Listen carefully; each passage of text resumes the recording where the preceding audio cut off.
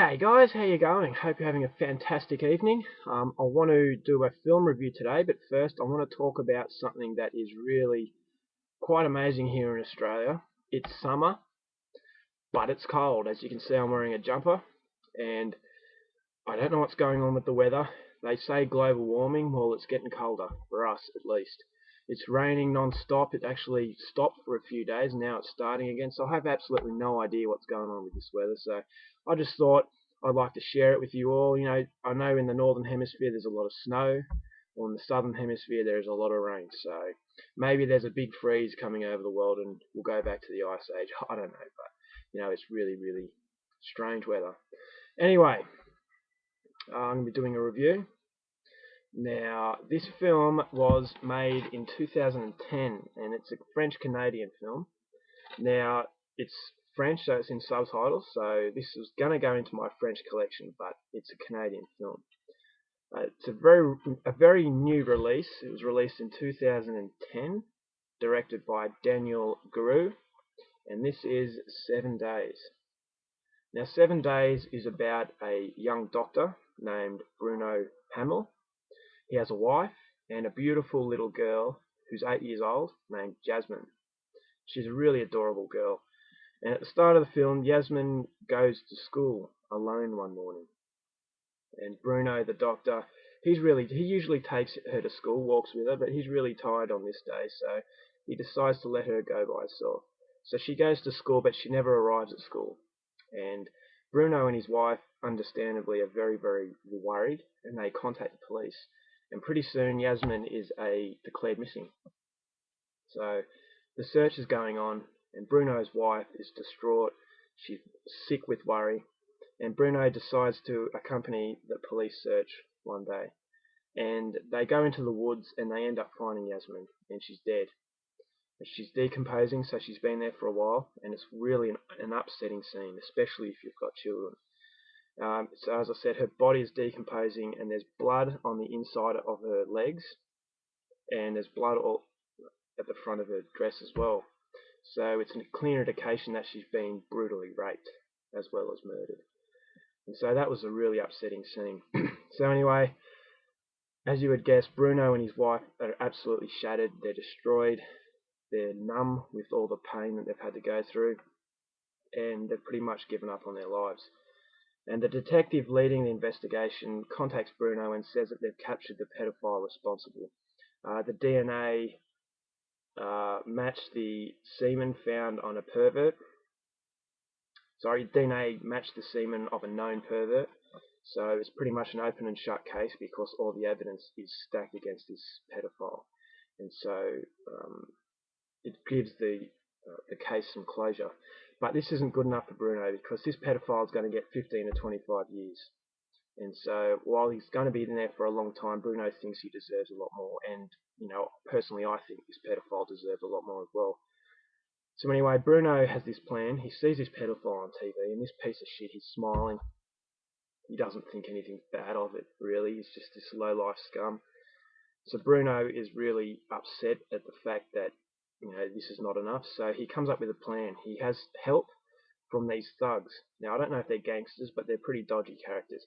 And the plan is they're going to intercept the prison van holding the pedophile, and they're going to intercept the van and kidnap the pedophile.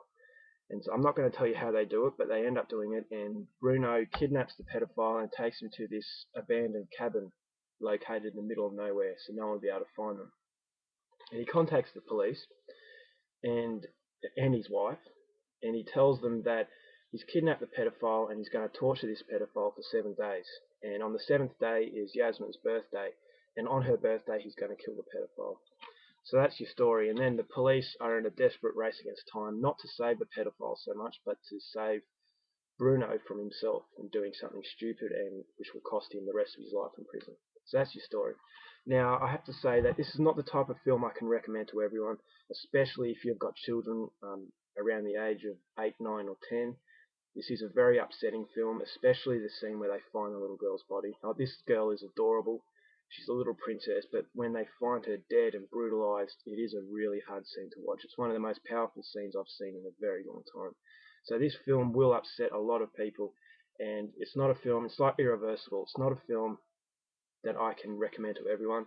You have to go into this with a lot of caution. I really like this film. It is very, very well made, but it is a film that you have to, as I said, go in with a lot of caution. There's no music, so um, it's not the type of film that will play sad music to get the message across that it's a sad sort of moment. You'll definitely know when the sad moments come. So I really like the idea of no music at all. It gives it a more real feel, and it doesn't make it obvious when there's a sad moment, because it gives the viewer, it tells the viewer to make up their own mind whether or not they're going to be sad or whatever. But the majority of people, unless you're a complete maniac, you're going to find this extremely disturbing. Now, this is one of the most disturbing films I've seen. Now, personally, I had no remorse or sympathy for what was happening to the pedophile. This guy was a low-life piece of shit. I don't think that people deserve death, but the pain that this pedophile goes through, I'm not going to tell you what happens right at the end, but the pain the pedophile goes through throughout the majority of the film, I think he deserved every bit of it. But having said that, there is no sense of justice throughout the film. Like, this guy is torturing the pedophile, but it's not bringing back the girl. It's not really, it's not going to soothe the pain in the long run. It's a temporary fix for this guy. He's a very mild-mannered guy. He's a very caring sort of guy, so it's not like him to go out and torture. Throughout the film, he's getting drunk because he can't do this sober. So you really do feel sad for this father, because his guilt, because he blames himself because he shouldn't have let Yasmin walk to school alone. So his guilt and his anger has driven him into making him a person that he's not. And I'm positive, if in real life, if someone went through this, if their daughter or son was brutalized like this, I'm sure that a lot of people out there would go and do what this guy did.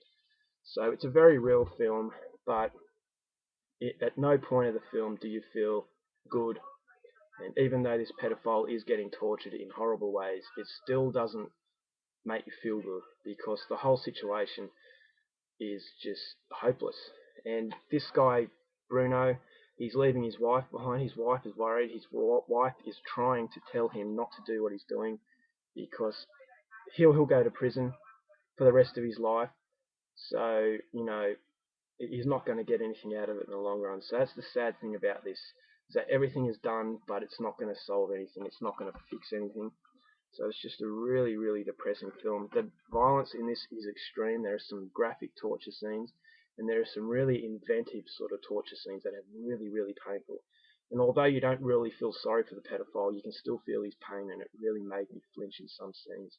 So it is an extreme film. It's not a film I recommend to everyone, but if you like the more extreme sort of torture, I'm not going to call this a flat-out torture film, because it has a lot more substance and depth to it, but there are some pretty horrific torture scenes, and the whole idea of the pedophile, and he actually confesses to some of his crimes, and they're really, really upsetting. So go into this film with a lot of caution. I highly recommend it, though. It is a very, very good film. I really liked it, but it's not a film that you're going to feel good about at the end. It's a very depressing film, but it is a brilliant film, and I recommend it. If you're a fan of this sort of stuff, definitely check it out, but be warned, it is a pretty hard film to watch.